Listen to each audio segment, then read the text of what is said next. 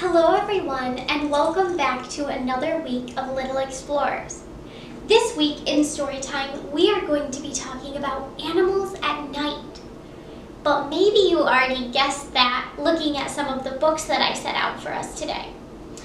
So in this book we have a little owl, and on this one we have a little firefly, and we even have a book about bats. We're going to talk a lot about bats today. We're even going to make this little bat craft made out of your very own handprint.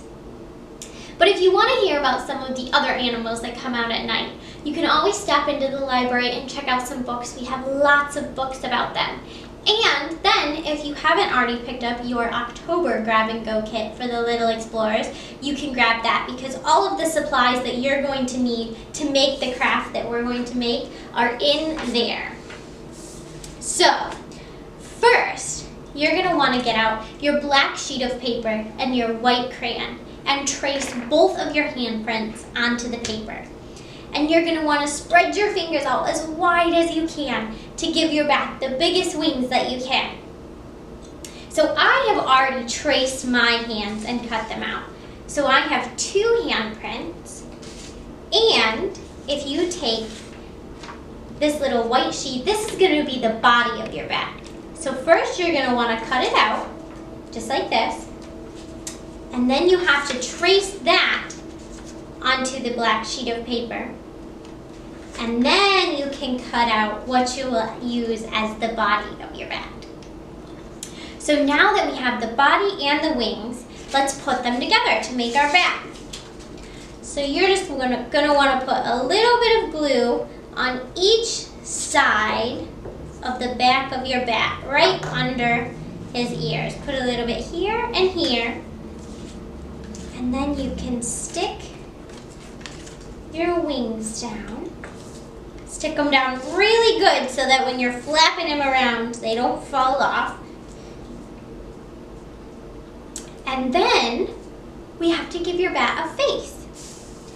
So you should have 2 googly eyes that you can glue on.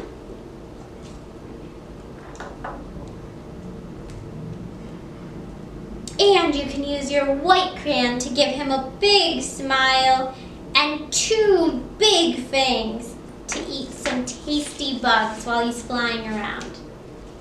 And there you have it, your very own bat.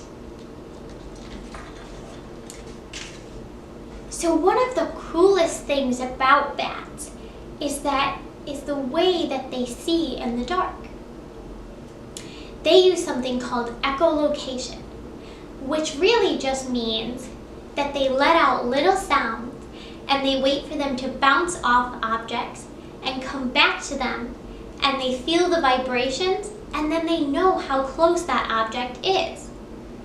So it sounds a little confusing, but we're gonna test it out today using this slinky and some string. So you have 2 pieces of string that you want to tie really good on the very first loop of the slinky. So let's see. 1. There we go. And now I'm going to tie this one over here on this side. I gotta tie it really good so it doesn't come off. Okay, so now your slinky should look like this. And then you're going to want to wrap the end of the string around your pointer finger on both sides, like this. So now, if you take your slinky, and this is a little bit easier to do if you have a partner that can drop your slinky for you. But if you put both the tips of your fingers in your ear while the string's on there, and you drop the slinky to the ground, when it bounces, you see how it shakes? You should be able to feel that in your ear. And that's how bats see. So they would know that there's a table down there.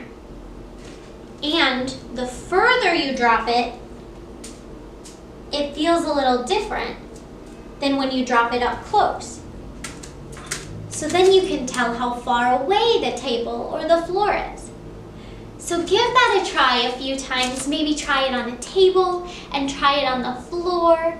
Try and drop it slow or fast. And then you can kind of get an idea of how bats see. You can even close your eyes when you're doing it so you really feel like you're a bat. Well, thank you so much for joining me today. I hope you had as much fun as I did, and I hope that I see you all at some of our in-person story times that we have going on this week. Tomorrow, Tuesday, we will be downtown at 10 a.m., and Wednesday, we will be out at the Helen Warner branch, and we'll do the exact same story time at both, so whichever one works better for you.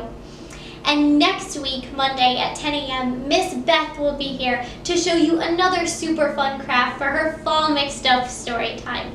Thank you so much for joining me, and I hope to see you soon.